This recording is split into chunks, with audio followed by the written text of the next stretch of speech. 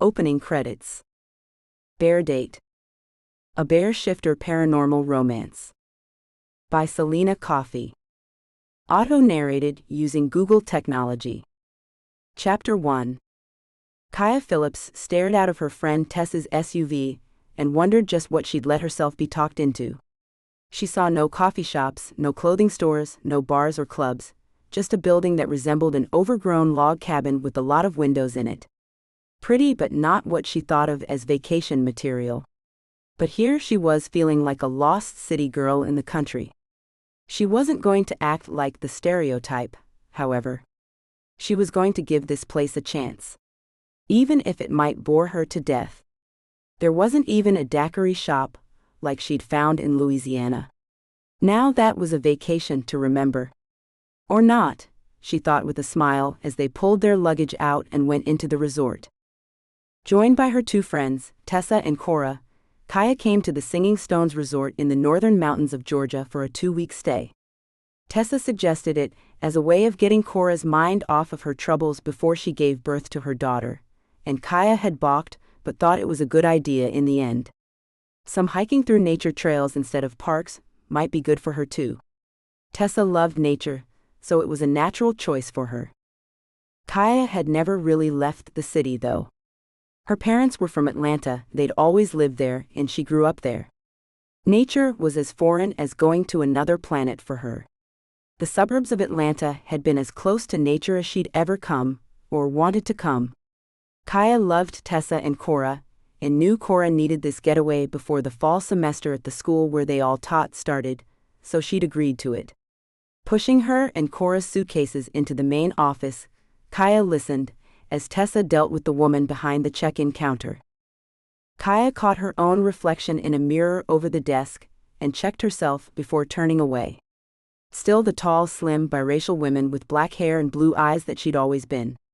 Even as a baby, Kaia had been long and gangly, never quite the small, delicate child people wanted her to be.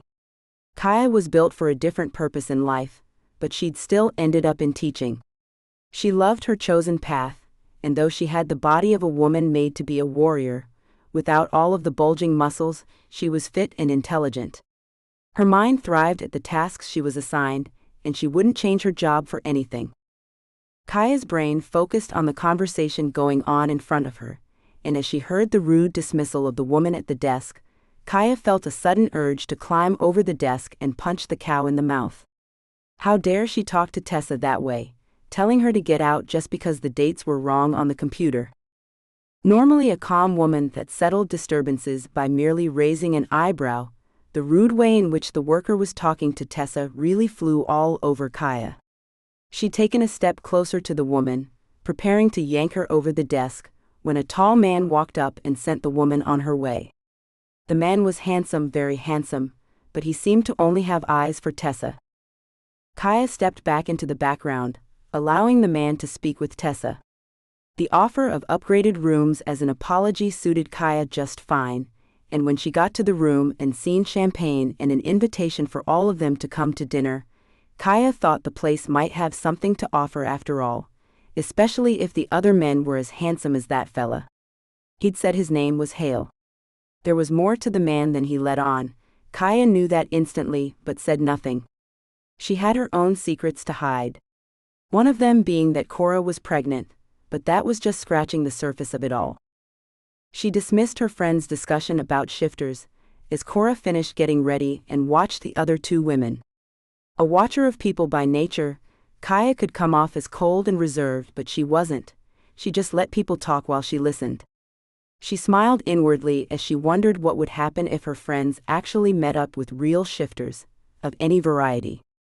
They'd probably faint straight away. Kaia had already unpacked, showered, and her thoughts shifted to food now as her friends continued to chatter on the way to the elevator. Wondering what kind of food the restaurant might offer, Kaia hoped they had something besides the country cuisine she expected. Barbecue and cornbread were fine at times, but she wanted something a bit more elegant tonight. When the elevator door dinged, Kaia prepared to step out, but stopped. She wasn't expecting what greeted her when the doors quietly glided open. 4 rather gorgeous men stood there, waiting on the doors to open. Every one of them was a shifter. Kaia didn't need to be told that, she knew it instinctively, the same way they could sense her own secret. None of them were strictly human, not even Kaia. That was a story for later though. Kaia wanted food and to learn about these handsome gentlemen. She'd also spend time trying to find out what they knew. That could come later as well. Taking the arm of the darker man, the one that didn't swoon for Tessa or Cora, Kaia smiled at the man and introduced herself. "I am Kaia, it's nice to meet you," she offered. "It's lovely to meet you, sister." The man spoke low and deep, the words falling into Kaia's ear. "I am Zed." Kaia stood back for a moment, pulling away to look into his watchful eyes. Yes, they were quite similar, she thought. She smiled at the man as he escorted her into the restaurant and sat down beside her at their table. Zed was the watcher of his friends. Hale was also a watcher but talkative. The other two, Knox and Reese, were jokers and boisterous, often loud as they vied to hold Cora's attention. As the night wore on, Zed engaged her in very little communication, but she was fine with that because she could watch her friends and ensure their safety. Zed did the same, but Kaia caught his eyes on her as often as she looked at him. The man was gorgeous, well over 6 feet tall, with a dusky skin tone that was either Native American or testament to a heritage similar to Kaia's. His dark eyes, a dark brown that was almost black, were almond-shaped and kept drawing Kaia's attention. Her own very dark blue eyes seemed to enchant Zed. Kaia would smile at him, perhaps say something about the antics of their friends, and would turn away. She knew she was being obvious about her attraction, but couldn't help it. She'd met shifters in her lifetime, even people like her, but none had instantly attracted her the way this man had. His strong hands drew her gaze, and she imagined how they'd feel on her smooth skin. They weren't work-roughened hands, so she knew the gentle glide of his flesh against hers would be sensual and pleasurable. His strong face, long neck, and powerful-looking body attested to a high level of activity that would serve him well. His endurance must be high to have that kind of a body. But even his physical appearance wasn't enough to draw her the way he had so far. Even his quiet nature wasn't enough. Kaia looked over at him once more later in the evening, after dessert and another bottle of wine had been emptied, and knew why she was so attracted to him. Seconds upon meeting him, her body had made a decision. From the look in Zed's eyes now, an intense longing mixed with censored. Kaia knew he had made the same decision. They were mates, and no matter what they did now, they would long for each other for the rest of their lives. Kaia felt a moment of panic as she looked into Zed's eyes. She wasn't ready for this yet. She still had several years before she had to settle down. She looked away from him and considered leaving, but she could see Cora wasn't ready to go just yet. Reminding herself that she was a modern woman, Kaia took a deep breath and sipped at her wine. She didn't have to act on anything, she reminded herself further, but Zed was her mate. "Hey Zed, can I ask you a personal question?" Cora spoke up, breaking into Kaia's inner panic dialogue. Cora hadn't been drinking, but Kaia wouldn't have expected what she asked if Cora was flat out drunk. "You may," Zed answered with a smile. "What are you?" Cora looked utterly confused as she looked at the man, examining his features closely. Kaia looked over at her friend with shock, her mouth falling open. "Cora, you know that's a very hurtful question. I've told you how often I get asked that question myself, and how I hate it." But Kaia looked over at Zed, wondering once more about Zed's heritage. It was still a rude question though. "It's fine, Kaia, as you said yourself, people are curious. I think it just comes from a need to understand. It's not really rude, we just hate answering it so often. The truth is, I don't know what I am. I was placed in an orphanage as a child, with no information about me available. I was adopted, and have never been able to find anything out about my heritage." Kaia looked at him once more, seeing a man with a well-proportioned face, a slim nose with full lips and silky-looking eyebrows. He was handsome, but there wasn't anything that stood out to identify him as one race over the other. "With the way we're all mixed now, it's hard to say what I am," he continued. "It doesn't really matter, I suppose. He looked at Cora with a smile, and she thanked him for answering his question. I'm sorry if I hurt either of you with my question, Cora said after a moment. I didn't mean to, you're just so beautiful, the both of you. You'd make beautiful babies. Cora looked aghast as the words came out of her mouth, but this time Kaia laughed. That did sound like something Cora would say. She usually spoke her mind, even if she didn't mean to. The trait was one Kaia loved the most about her friend. Kaia had to fight off a yawn suddenly, and even Cora finally looked tired. Kaia stood, and when Cora joined her, Kaia smiled. They all needed to rest tonight. She turned to Zed, who had stood and smiled as he held his hand out to indicate that she lead the way. Tessa and Hale had disappeared already, but Kaia didn't plan to invite the man into her room tonight, even if it was the only thing she wanted to do. Reese and Knox proved entertaining in the elevator, but the noise quietened down as they walked Cora to her room. Kaia stopped at her own room and slid the key through the door before turning back to Zed. He stood there, no expectations on his face, but he smiled before speaking. It has been a lovely evening, Kaia. I hope we can repeat it tomorrow, if you have no prior plans. Standing there in his dark suit, his eyes burning into her own, Kaia felt a warmth begin to spread throughout her body.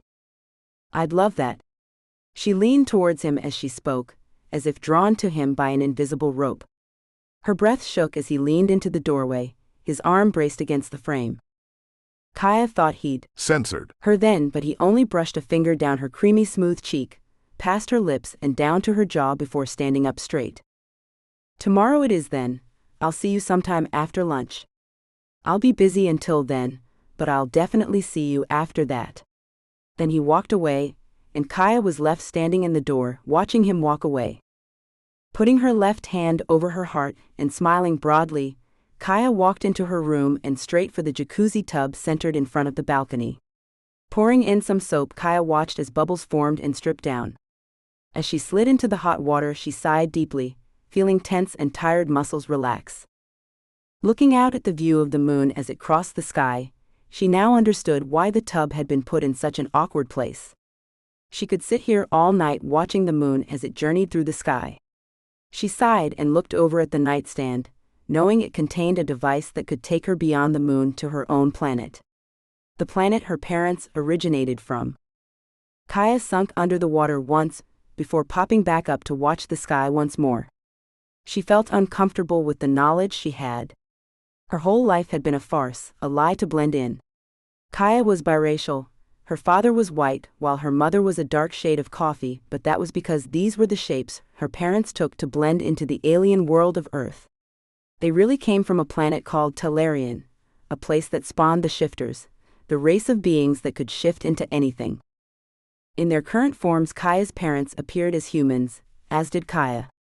Their bodies were physiologically and biologically human, but they could shift into whatever animals or beings they wanted to.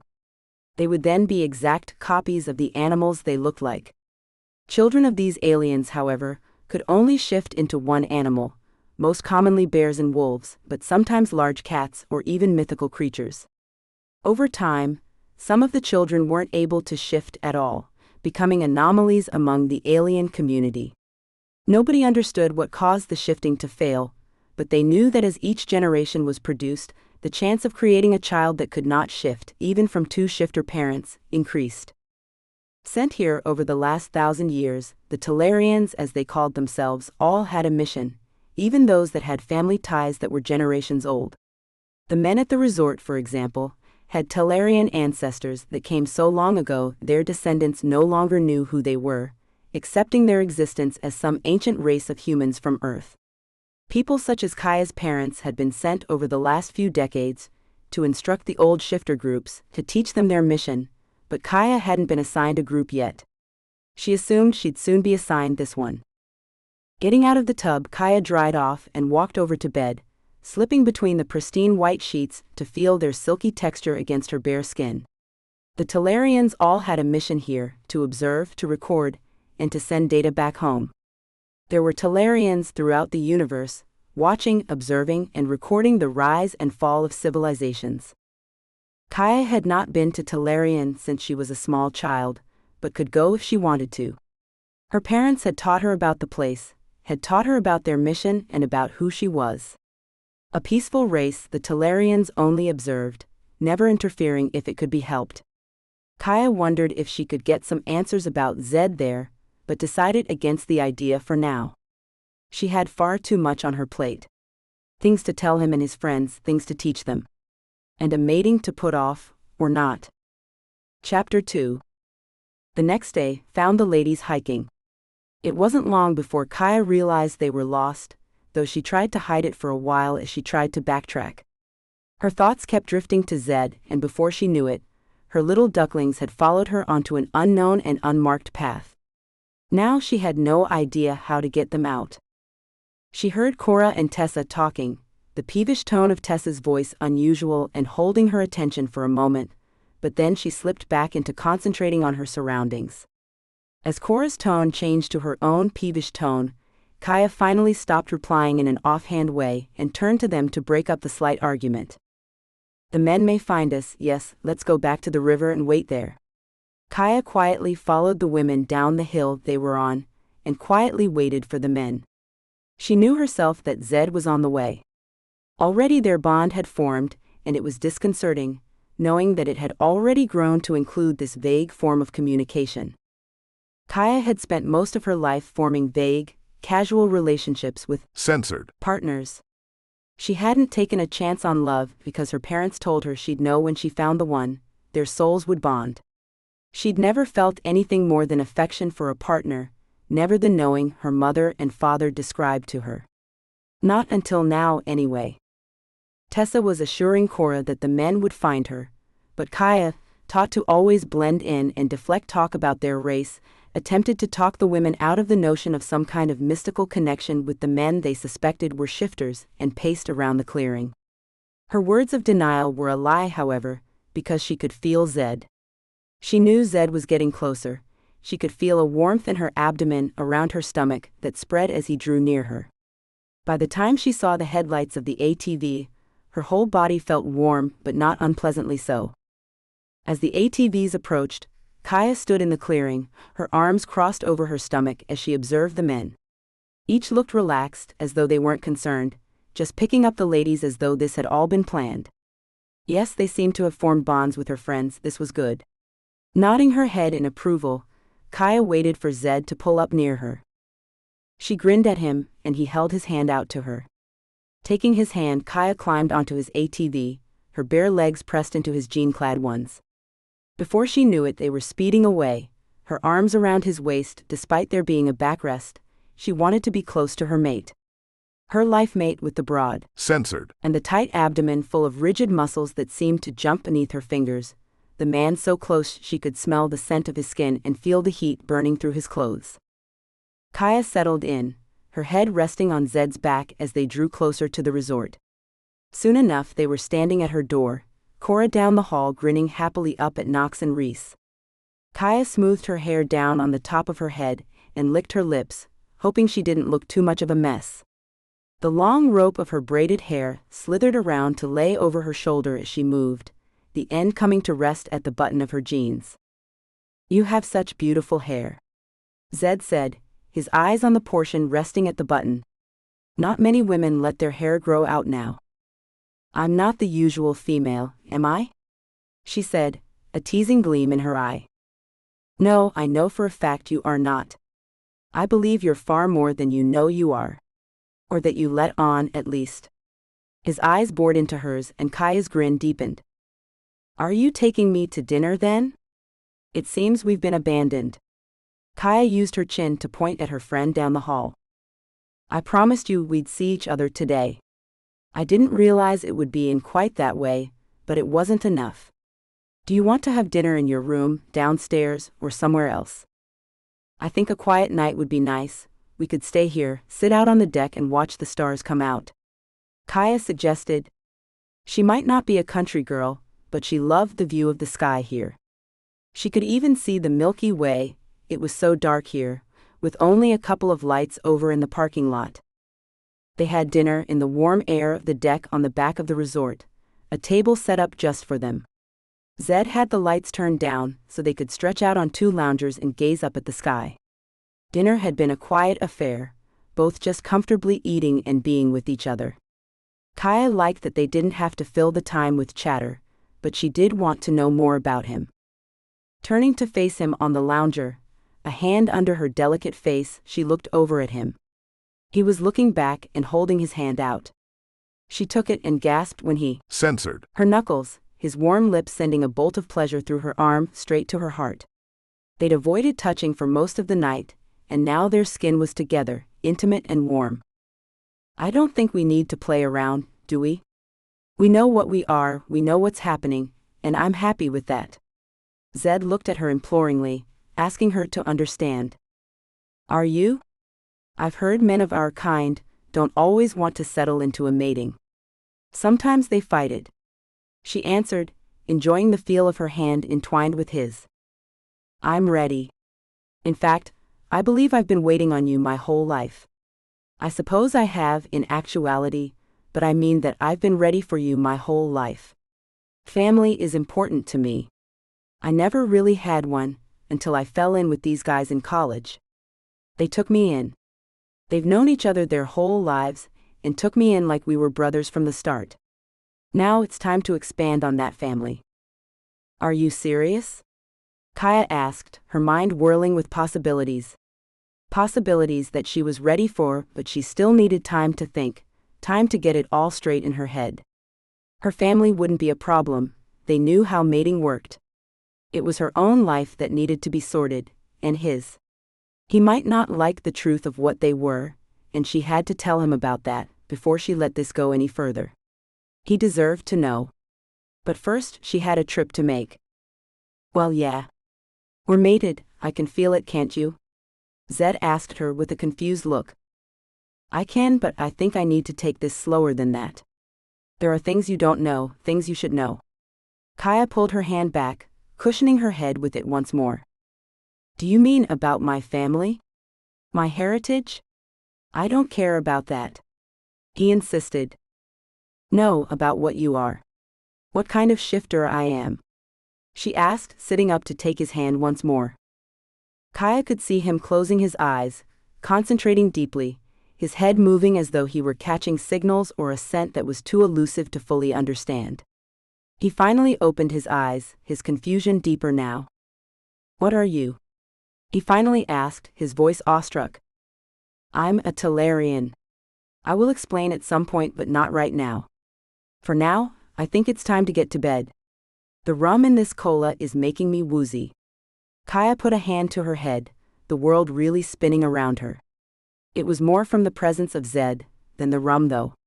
She'd been fighting her own instincts all night, instincts that told her to climb onto that lounger with him and strip him. censored Since she'd met the man, she'd been fighting that instinct.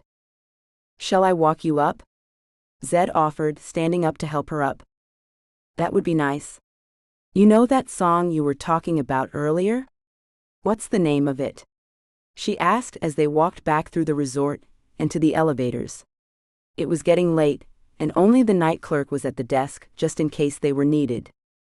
Oh, I'll text you a link for it. There are 2 versions of it, one is better. So, when are we going to see each other again? He asked as the elevator doors closed. Tomorrow, I expect. Her grin made his heart melt, and he really wanted to tell her about how he felt, how she made him. censored To touch her and hold her near to him. He didn't want to let her go, but she'd made it clear she wanted to go slow. He'd respect that wish. Even if he did want to pull her to him, and censored her senseless. Kaia looked up at him with a thankful smile, and walked to her door with him. She turned as they reached the door and came close to him. Lifting her head, she censored his cheek. Her lips didn't want to leave him, and she stood only a breath away, before he moved his head and their lips came together. Soft flesh met soft flesh, and Kaia breathed in deep through her nose, the excitement rising quickly. Zed was near, Zed's lips were on hers. She inhaled him as their lips moved, and when his censored found hers, she opened her eyes, shocked at what she sensed from him. He wasn't just the normal shifter to be found on Earth today, he was far more than that. He just didn't know it. Kaia pulled away, her hand going to his face to caress the smooth skin before she turned to open the door. Turning back, she censored him once more, the need growing stronger as the warmth she felt when she was near him now growing into a pulsing sensation that only drove her to take the censored further. Kaia stamped down on her own need and stepped back. His breathing was ragged as was hers, but she stepped through the open doorway, putting distance between them. I'll see you tomorrow. Just let me know where and when. Good night, Kaia. Sweet dreams. Zed gave a small wave before walking away, a sad smile on his face. Kaia closed the door and changed her clothes, taking off the thin but long-sleeved shirt and replaced it with a thicker one she'd brought in case her room was cold. Adding a pair of jeans and her hiking boots, Kaia took the device out of her bedside drawer. Closing her eyes, Kaia pressed the black button on the device and felt the world fall away in a rush. Unused to the sensation, Kaia yelped and opened her eyes to a world of darkness with pinpoints of light. The sensation of solid ground beneath her feet suddenly made her look down. She was standing on pink sand. Looking up, she saw a large white moon filling the sky, and a city in what appeared to be a clear bubble. Excuse me, sister, do you need assistance? A droid stood beside her, making a low humming noise as it shifted into a square shape with handles. A voice came out of the machine once more. I can carry you into the city, if you'd so. censored Thank you. I need to go to the Hall of Records, please. Kaia knew this droid was a messenger from the fact that it could carry people. Not all androids were the same on Talarian. Each was designed to carry out certain functions. This one transported messages, sometimes messages carried by humans, and so it could change into a shape to carry out that duty. Has it been a while since you've been home, sister?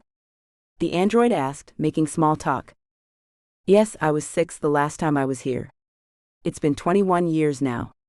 Kaia was awed by that fact. There'd just never been a reason to come back, though she could have at any time. Welcome home, then. In the blink of an eye, Kaia and the machine were in front of the building she'd requested, and she thanked the machine.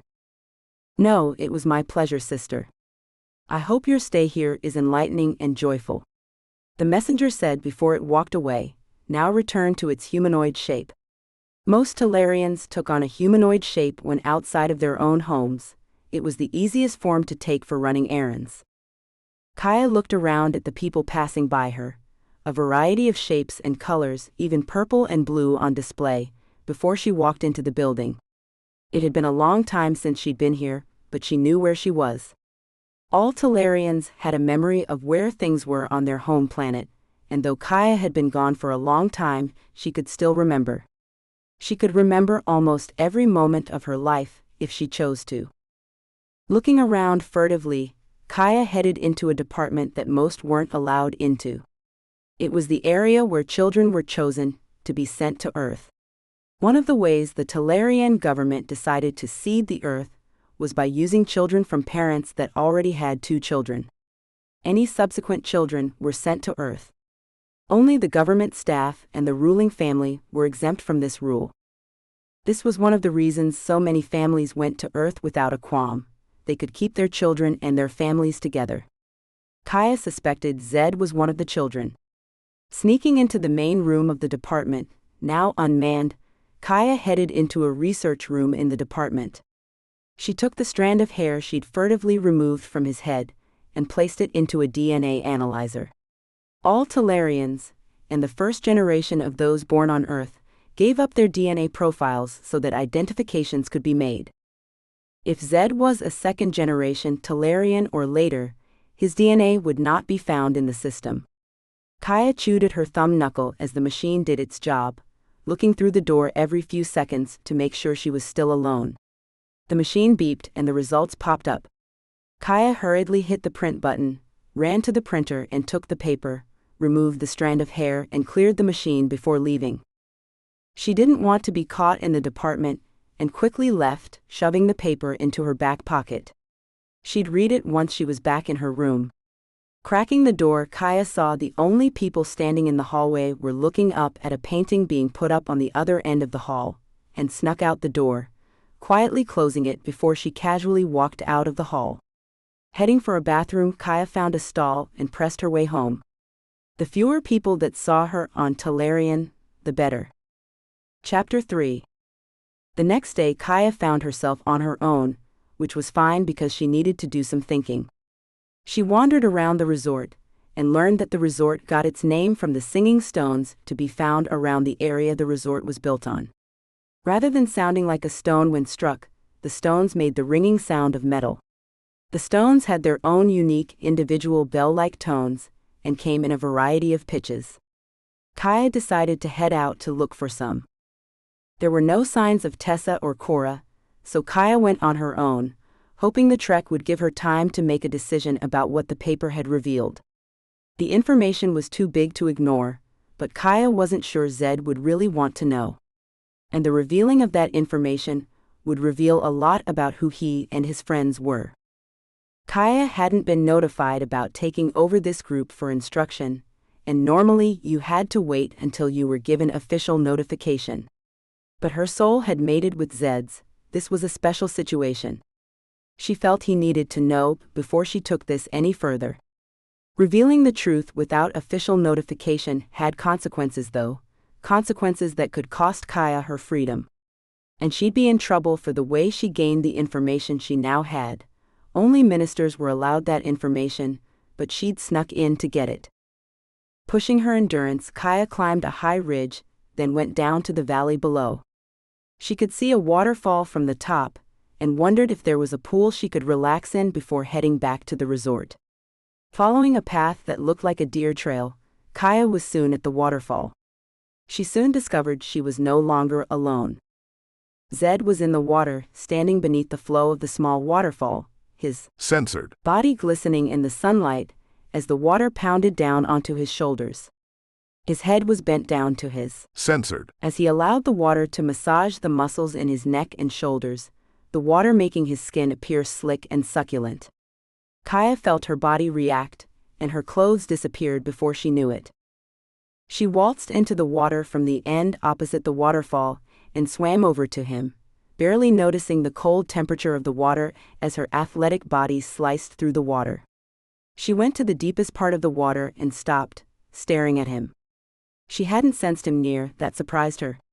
He hadn't sensed her either, if the way he was still standing there showed anything. Perhaps the cold water was blocking their signals from each other. Kaia stopped wondering when Zed turned and his back came into view. She'd heard Cora and Tessa talking about the men's tattoo, but now she could see it, though faintly. The man's physique caught her attention far more than the tattoo, however, and she felt her mouth water as she looked at him. Her body started to warm up then, and she felt an awareness of Zed that she hadn't felt moments ago. Zed felt it too, she knew, because he straightened up and started looking around. A smile split his face as he spotted her treading water. He dove into the deeper water and was soon in front of her. This scene has been censored to provide a safe and enjoyable reading experience for everyone. Kaia?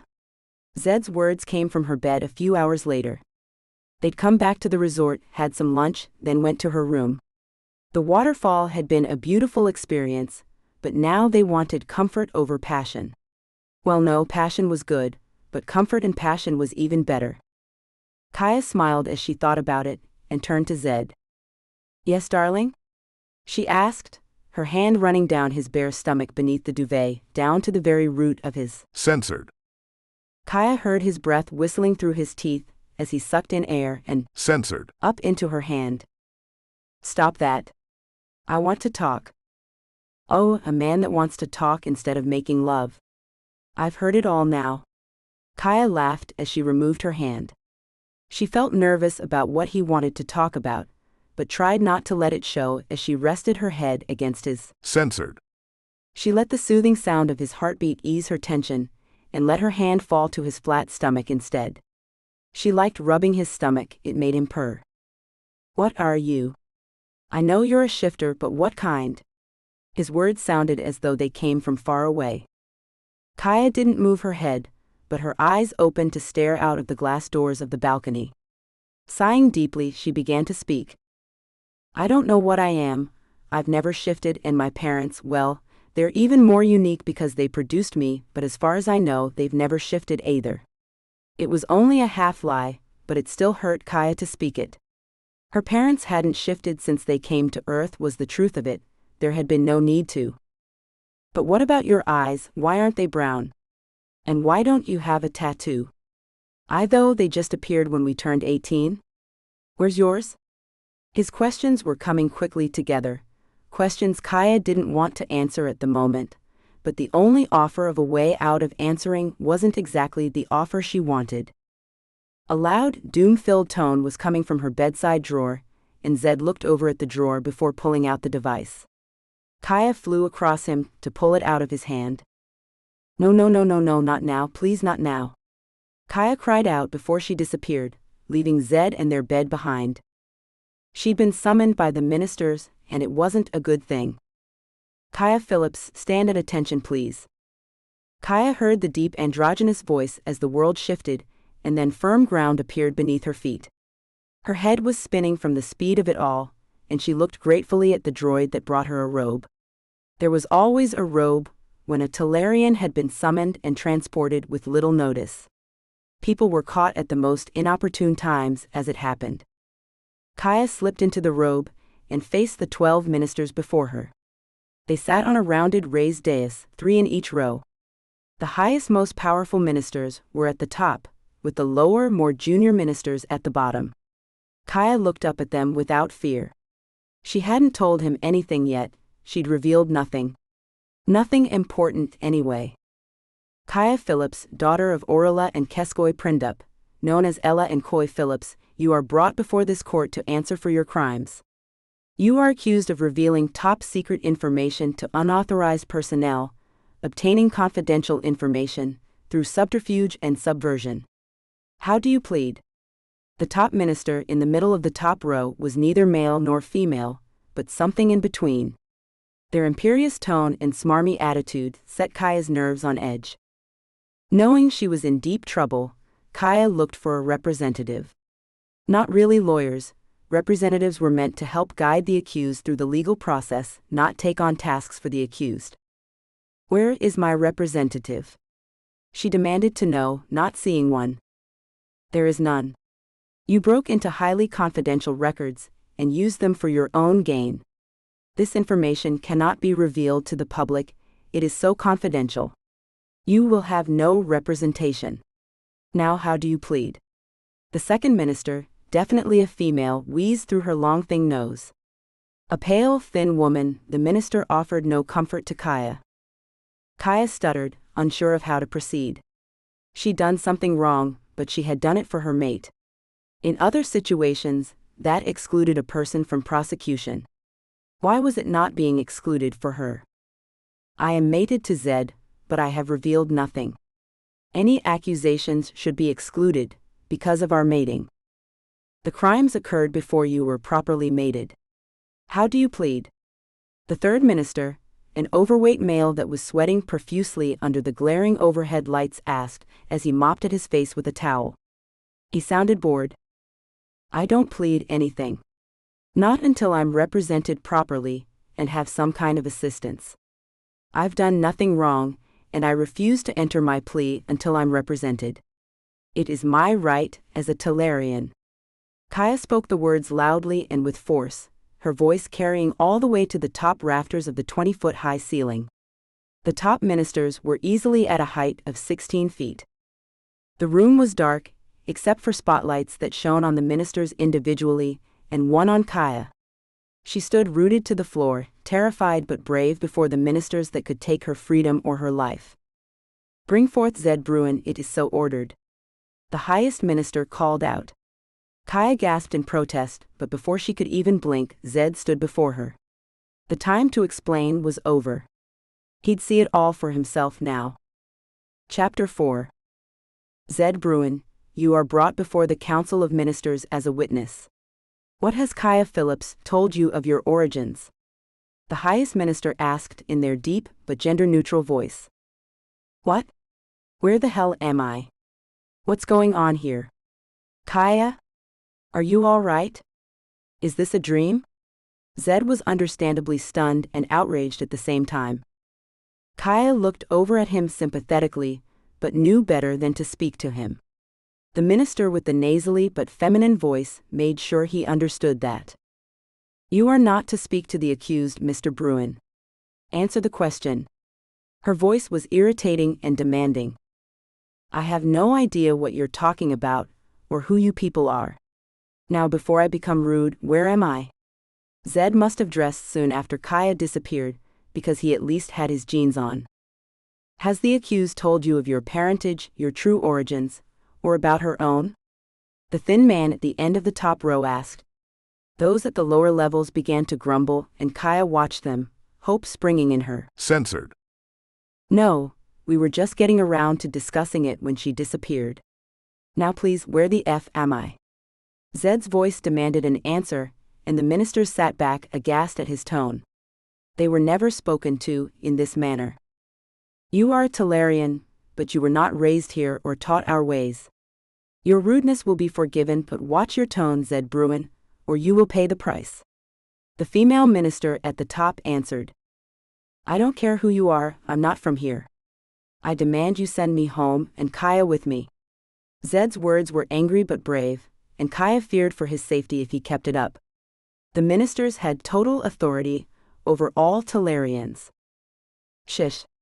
Kaia tried to whisper to him, wincing as the ministers turned back to her. Silence, Kaia Phillips. They all spoke at once. Yes, ministers. Kaia spoke deferentially, her bravery and obstinacy gone now that Zed was here. He was in danger, she must keep him safe, even if it meant she lost her own freedom. You are both impeding justice. I suggest you start giving us some answers. The middle minister spoke again, their voice grating now and insidious. The tone was almost sibilant as they continued to speak. Zed Bruins, you swear before us all that Kaia Phillips has revealed nothing to you about your origins?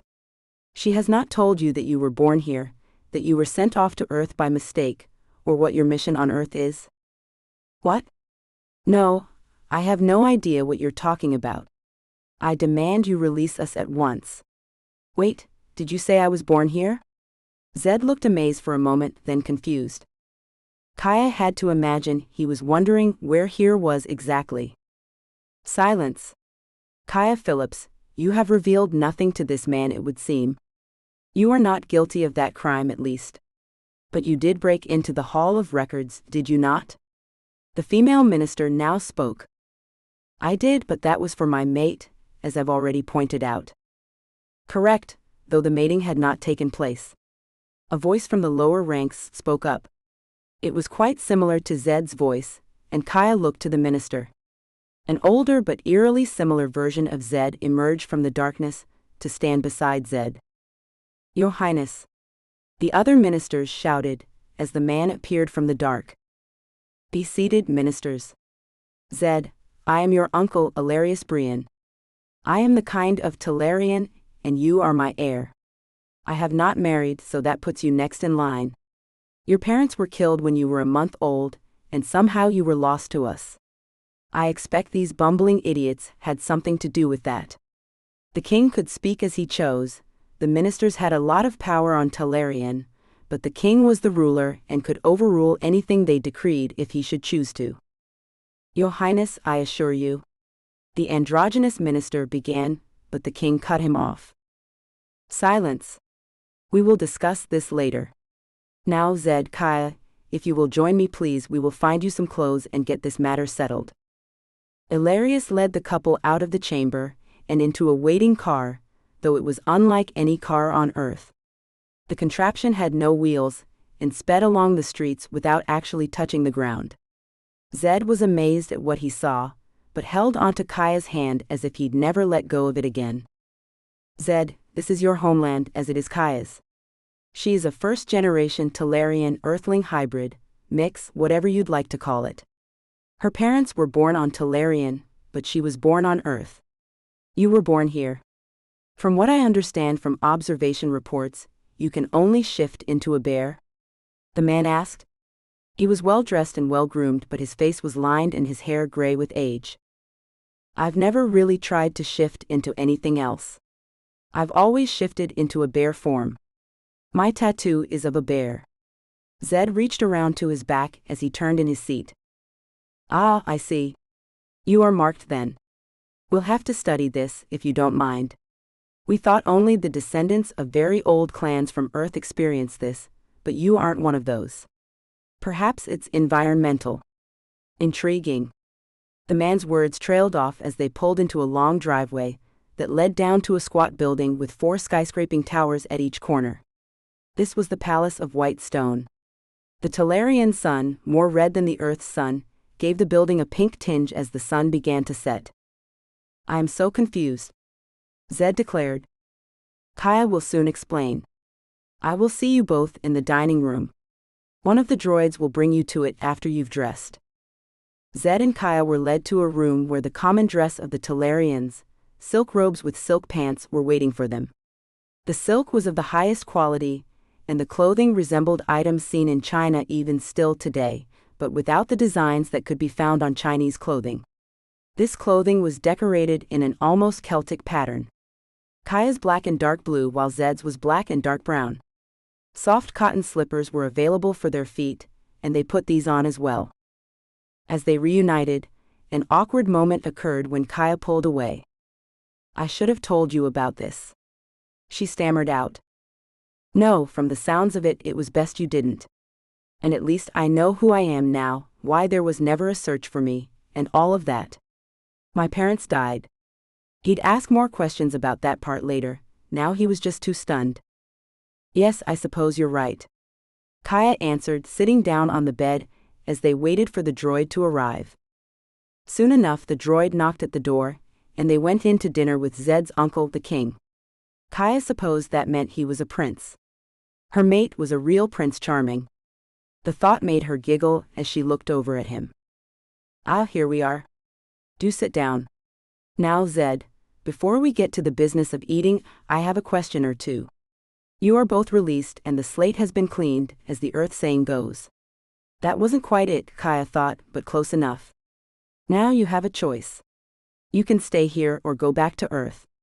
But know that if I produce no heir and you are needed, you will be called back to Talarian. To be king? Zed gulped. Yes, you will be king. Kaia will be your queen. You are mated now, after all. Kaia's eyes widened as she realized she was now a princess, a real princess. She wanted to shake with laughter. Being a princess was never something she'd considered, but now that she was one, well, she wanted to squeal in joy. Unless you don't wish to be mated. We can undo that here, if you so. Censored. The king looked at Zed with a blank stare, not wishing to influence his decision. Of course not. I am happy with Kaia. Happier than I've ever been in my life. I'd never wish to be parted from her. Zed protested immediately, and the tense feeling around Kaia's heart eased. Good, that's settled then. You'll be given your own transport device. We do ask that you come home twice a year, at least to learn about your home and to learn your duties on Earth as you have chosen to stay there. We are not an invading species, we are not looking to take over Earth. We are more like librarians, cataloging the populations of the universe and exploring their societies to learn about them.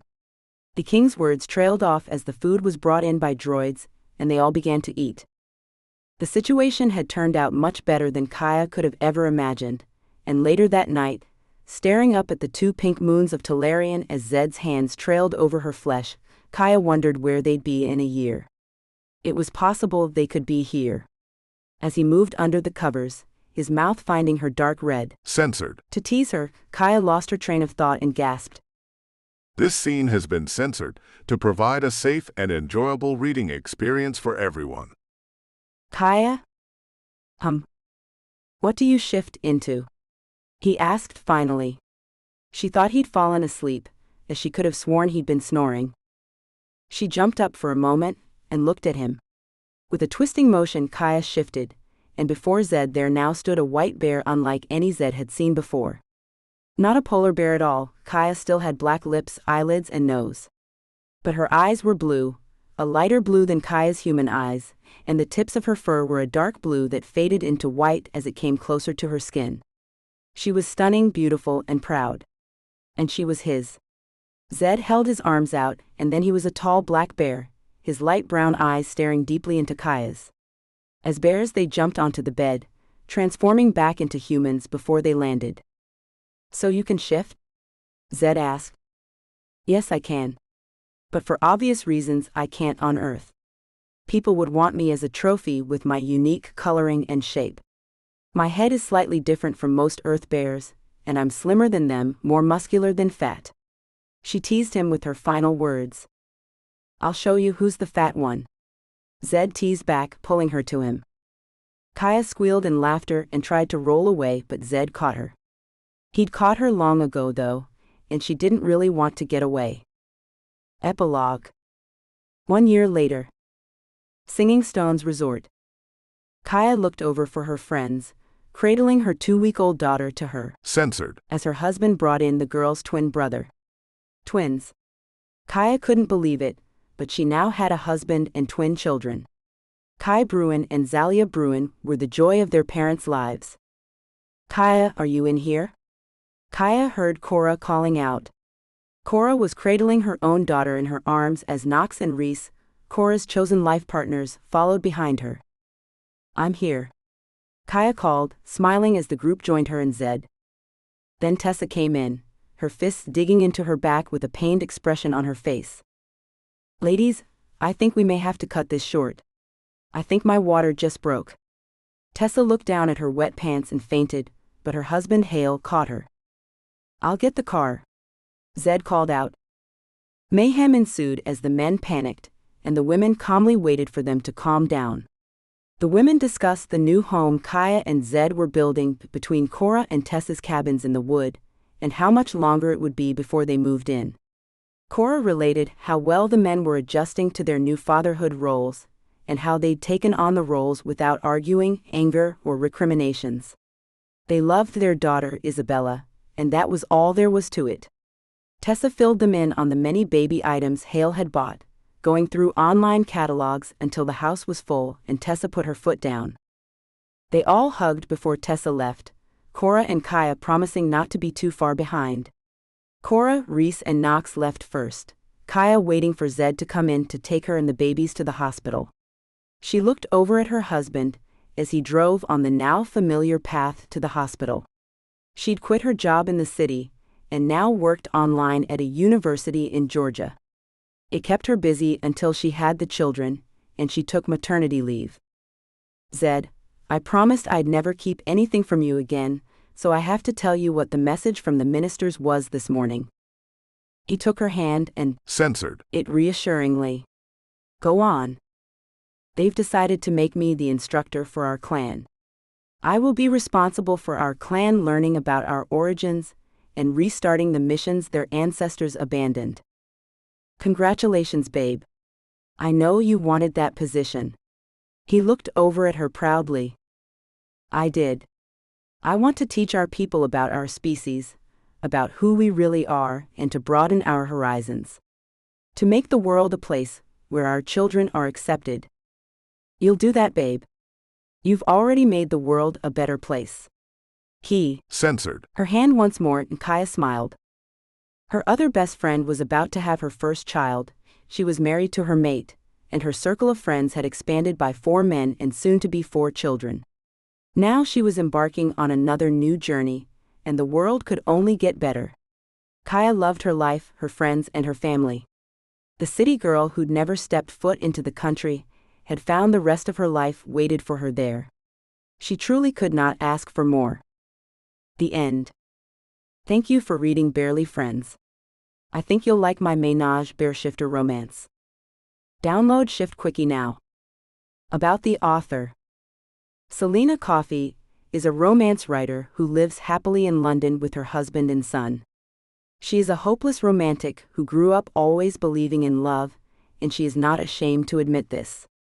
It is this belief that makes her so passionate about writing crazy love stories.